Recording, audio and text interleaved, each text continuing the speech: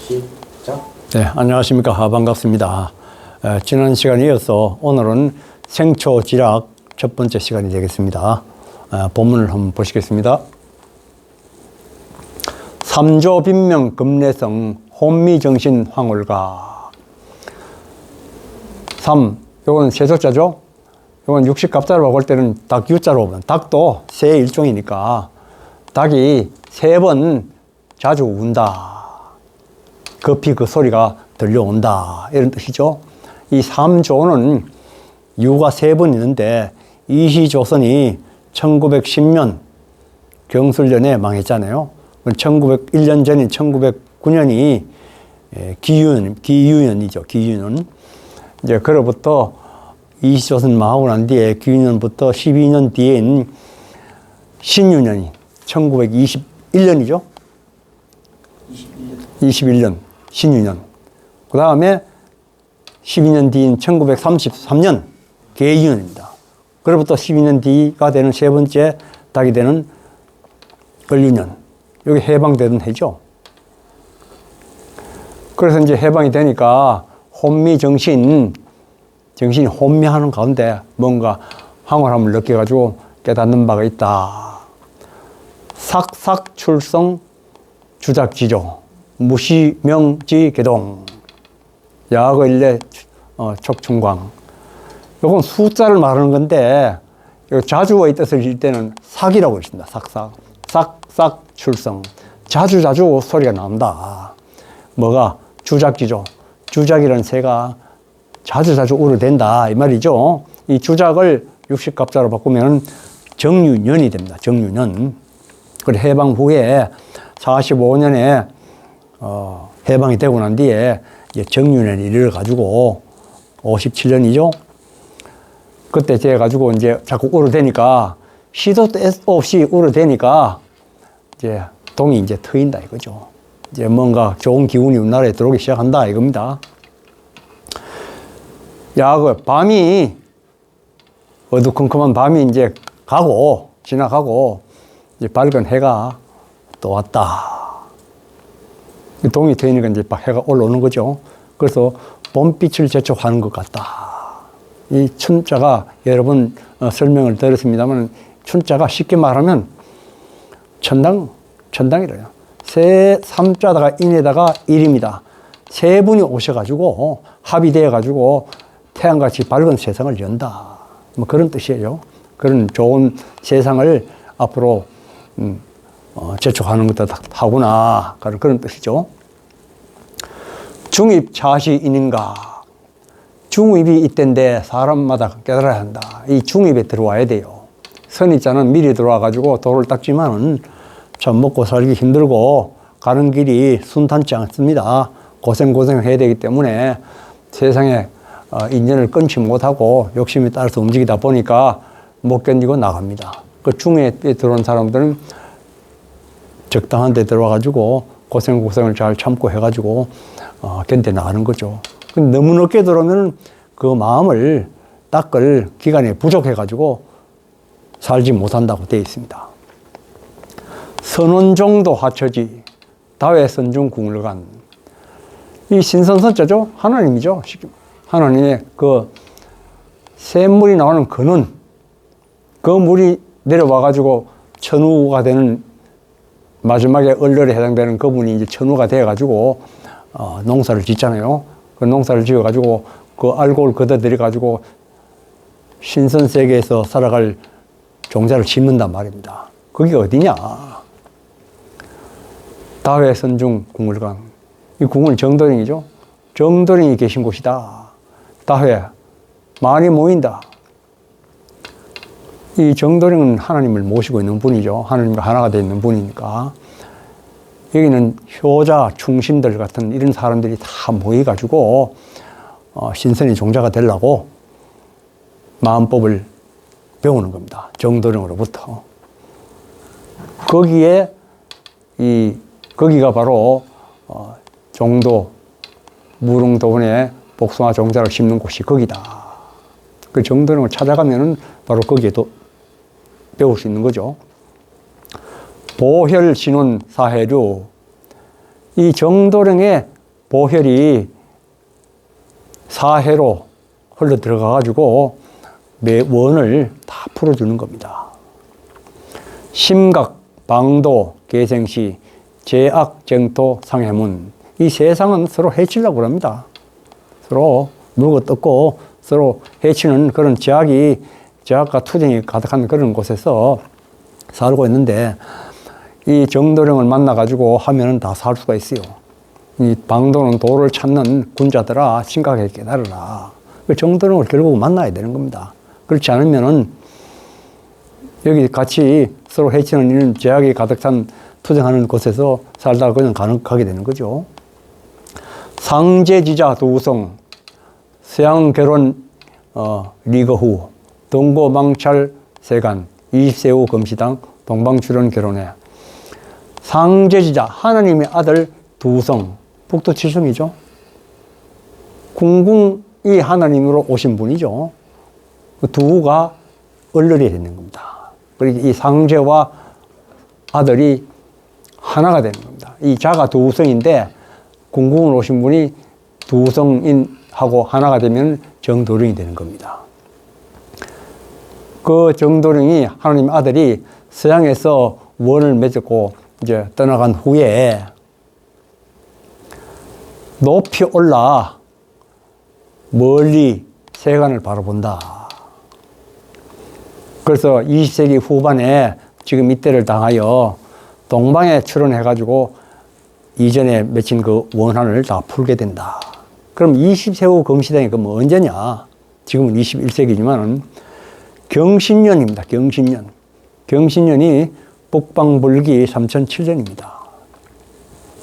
그래서 이 경신년이 상당히 중요한데, 불경에도 보면 이 궁궁 얼러린 정도령이 결국은 미륵불로서 출세를 하게 되는데, 석가지원 3000년이라고 해가지고 석가지원 3000년이 끝나면은 미륵불이 나오시는 거잖아요. 그럼 석가지원 3000년이 언제냐? 지금 현재는 뭐 2500몇 년 해가지고 남방불기를 쓰고 있습니다. 그때는 남방불기가 1956년도에 네팔인가요? 거기서 세계 불교도 대회에서 그렇게 결의가 되어가지고 정해진 거예요.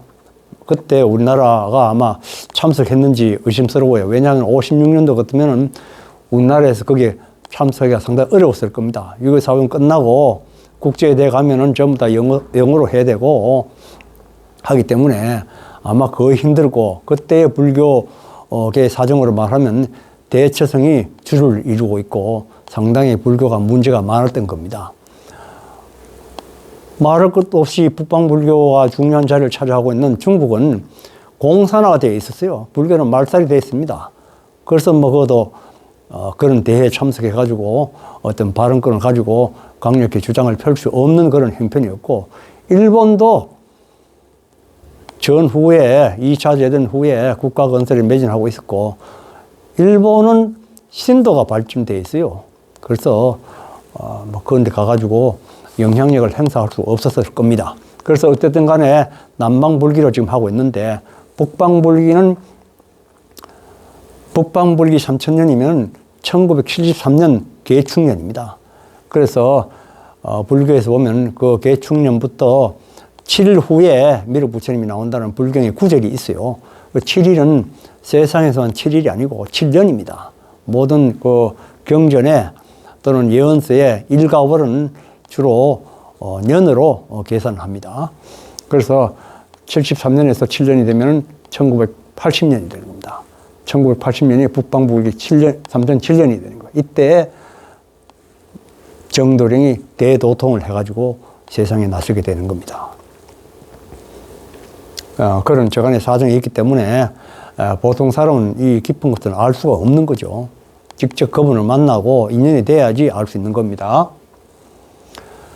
성진 졸지 세원한 일점무탁 무병 영무학 신세계. 그래서 그분이 오시면은 이 비릿한 것, 그다음에 먼지 같은 거를 탁 털어가지고 세상의 원한을 전부 다 털어버린다. 해원시켜 주는 거죠, 그분이. 일점무탁, 한 점에 탁한 것도 없고, 이런 거 심으면 탁하잖아요, 전부 다. 탁한 거 적고, 이런 것이 전부 다 마귀에 마귀. 그건 다 털 없애버리고, 병도 없고, 병 일으키는 것도 마귀가 일으키는 거잖아요. 그런 것도 다 없고, 영원토록 악이 없는 하나님의 신의 세계가 이루어진다. 정도림화가 그렇게 만드는 거예요. 불화정벌 미륵불. 이 보불불자인데, 이 백십자가 있죠? 하나님의 본체가 되는 거죠. 아자도 백십자가 있습니다. 똑같은 뜻을 나타내는 거죠. 우리나라에 아리랑 솔직히 아자 쓰는데, 아리랑이 단순한 그런 노래가 아니고, 이런 큰 이치를 담아 있는 그런 노래입니다. 사실은. 그렇지만, 이 궁궁의 하나님의 체는 여러 부처 가운데서 최고 높은 그런 부처님이다. 미륵 부처님이다. 그 미륵 부처님이 이 정도령 속에 계신 거예요. 하나가 되어 있는 거예요. 그러니까 하나가 되어 있으면 미륵불이 되는 거죠. 우리가 마음속에 전부 다 하나님이 다 좌정해 있으면 우리 자체가 전부 다 하나님인 겁니다. 인간 해원 차금일, 인간의 해원 하는 것이 오늘날이다. 오늘날 전부 다 인간이 해원하게 된다. 미륵 부처님 오시면 우수사려 설빙한 근심, 걱정, 염려한 거, 이런 것이 또 눈과 아주 차가운 눈 같은 이런 것들을 전부 다 풀어주는 거죠. 근심, 걱정도 없고, 이 쌓인 눈이 녹아서 없어지듯이 근심, 걱정이 없어진다. 춘풍이 불면은 쌓인 눈이 전부 다 없어지잖아요. 그와 같이 그분이 오셔가지고 따뜻한 기운을 불어넣고 이렇게 하면 근심, 걱정도 다 봄눈 녹듯이 다 녹아버린다. 용출 심천 공덕수. 이 마음에 샘솟는 그 생명수가 이 공덕수다. 거기서 이제 감노회인을 표현하는 거죠. 이름 연수 석정공. 한 번 마시면은 이 공덕세대는 감노회인을 한 번 마시면은 수명을 연장한다는 겁니다. 수명을 연장한다.